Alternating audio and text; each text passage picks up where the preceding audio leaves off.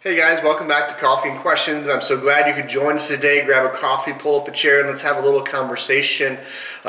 We like to talk about Christianity and the Bible and all that sort of stuff here. So if you've got a question, please let us know. We'd love to be able to continue to answer your questions as best that I can. I can honestly say I'm just a human, and sometimes I make mistakes, and I'd love to continue conversations if you ever feel like I make a mistake. So let's keep going on it. The other day I was looking through Netflix. I was scrolling through Netflix, and yes, even pastors watch Netflix every once in a while. And I was looking through it and trying to find something to watch, and I came across a series of shows, something along the lines of Unearthing the Bible Secrets or something like that. And it's an older series, from what I can tell. It's put out by BBC, and the main person behind it is an avowed atheist who's a professor at some college or other, and has basically, from what I can tell, gone into this series to try to disprove Christianity, try to disprove the Bible as being historically accurate. And of course, that's an issue. That's an issue for me as a Christian. If the Bible is not historically accurate, if the Bible is not true, then how are we supposed to base our life upon it? That would be a problem. So the article that the one that I watched recently, I've watched two of them, and they frustrate me because I feel like she says, oh, you can't use the lens of the Bible to understand archaeology, but we can use the lens of atheism and skepticism to understand archaeology and the history, which means that she's still looking at everything from her personal bent and saying, you can't do that with yours, but you can do it with mine. And so that's just frustrating to me, that sort of approach. So the one that I watched most recently was this argument that God had a wife. She was saying, oh, the early Israelites believed that God had a wife, and she starts trying to pull out passages of the Bible to support this, and what's weird is there's nothing to support it in the Bible. What the Bible says is very clear, that she says that the Israelites believed that God had a wife, and her name was Asherah. Well, the Bible does talk about Asherah a lot. In fact, the Bible talks about how the Israelites consistently started to go off and worship this false god named Asherah, who was most commonly connected to Baal, or Baal, as we often call him. And they did, and it was constantly happening, and the prophets were constantly telling them, stop, you can't do that, and you need to stop. And so good kings would come through and reform the society, and they'd cut down the Asherah poles, and then false kings would come, or not false kings, real kings who would not follow after God would come and set up idols to Asherah and Baal and worship them. And so she says, oh, you can look at the archaeology, you look at these statues that we find and these things right here that people worshipped Asherah. Yes, they did, but that doesn't mean that they should have. So that's the reality of the Bible.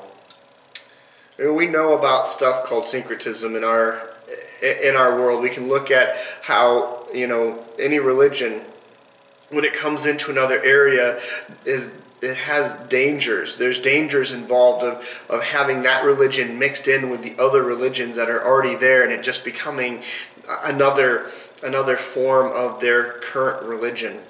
And so we see that in many different places, and there's that real issue of watering down the truth of the Bible by mixing it with the folk religions of that community.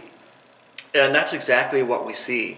The Israelites came into Cana, and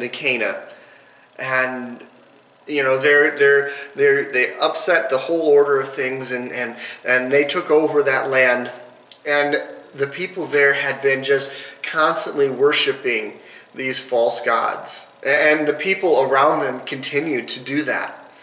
And that heavy influence of people around them caused the common people to worship the Baals and the Asherahs, caused them to synchronize with them, and to make it look like, from an archaeological perspective, 3,000 years later, oh, they must have done that. No, it's very clear. It's very clear that the true worship of God denied Asherah. She gives some anonymous reference. So she says it's Deuteronomy 33:3 that supposedly has maybe the name of Asherah still mixed in there as a consort with God. I searched all through Deuteronomy 33:3. I looked at the Hebrew. I read it in a couple different of my Hebrew texts. I looked at it in the English. There is nothing even close in that passage to referencing that God had a consort named Asherah at the beginning of the Hebrew time in Canaan.